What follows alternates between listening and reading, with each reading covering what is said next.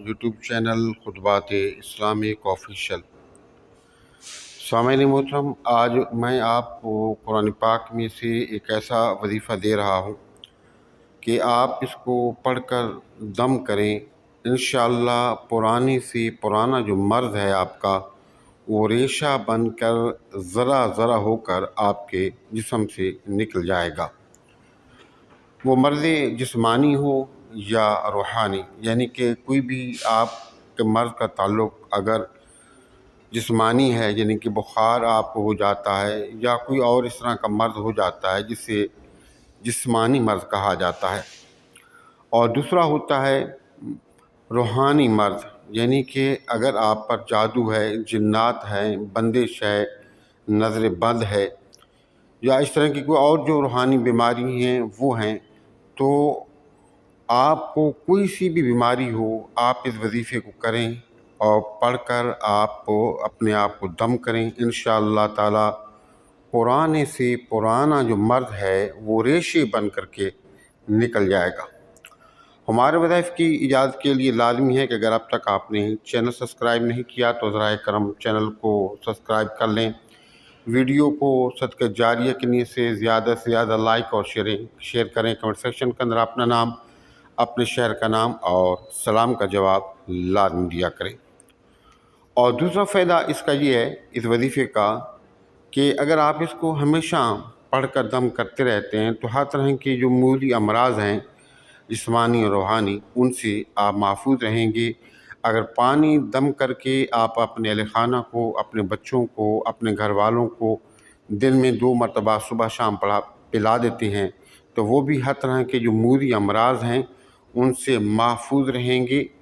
اگر انہیں کسی قسم کا کوئی مرض ہے، بیماری ہے، تو وہ ریزہ بن کے، ریشے بن کے جسم سے نکل جائے گی۔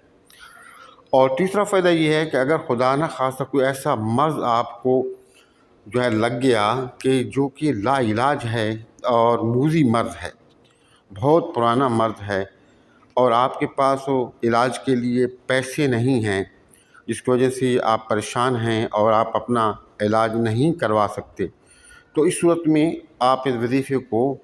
اپنی زندگی کا حصہ بنا لیں۔ انشاءاللہ اللہ رب العزت غیب سے آپ کے جو علاج معالجے کا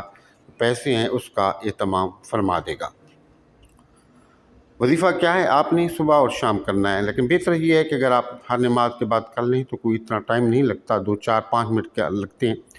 اگر آپ بالفرض آپ مصروف ہیں اور مصروفیات اتنی ہیں کہ آپ ہر نماز کے بعد نہیں کر سکتے،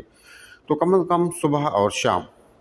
اول اور آخر 3 مرتبہ یا 7 یا 11 مرتبہ درود پاک کوئی سا بھی پڑھ لیں۔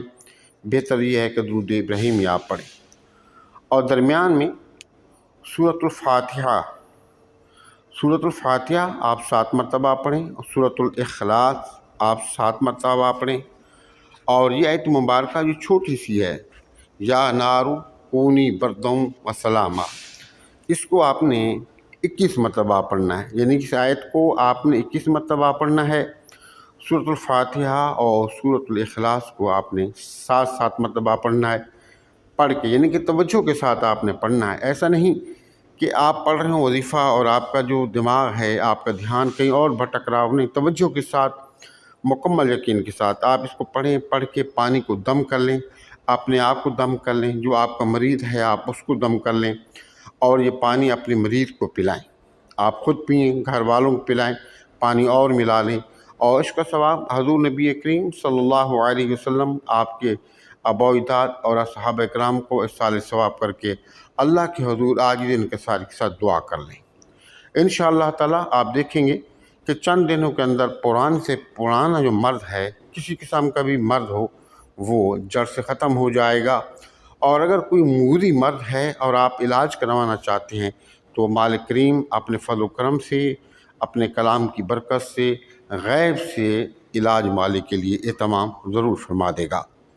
ہمارے وظائف کی ایجاد کے لیے لازمی ہے کہ اگر اب تک آپ نے چینل سبسکرائب نہیں کیا تو ذرائع کرم چینل کو سبسکرائب کر لیں، ویڈیو کو صدقہ جاریہ کے نیت سے لائک اور شیئر کریں، کمنٹ سیکشن کے اندر اپنا نام، اپنے شہر کا نام اور سلام کا جواب لازمی دیا کریں۔ السلام علیکم ورحمۃ اللہ وبرکاتہ۔